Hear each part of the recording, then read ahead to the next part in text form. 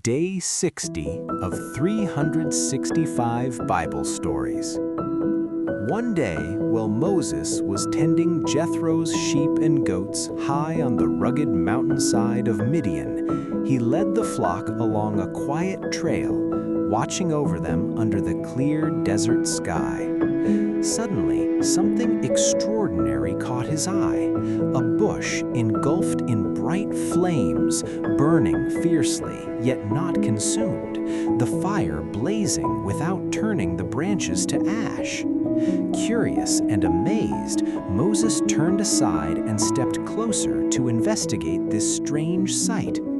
As he approached the burning bush, a powerful voice called out from within the flames, "Moses, Moses." Moses answered, "Here I am." God spoke again, "Do not come any closer. Take off your sandals, for the place where you are standing is holy ground." Then the Lord continued, "I am the God of your fathers, the God of Abraham, Isaac, and Jacob. I have seen the misery of my people in Egypt. I have heard their cries under their cruel taskmasters.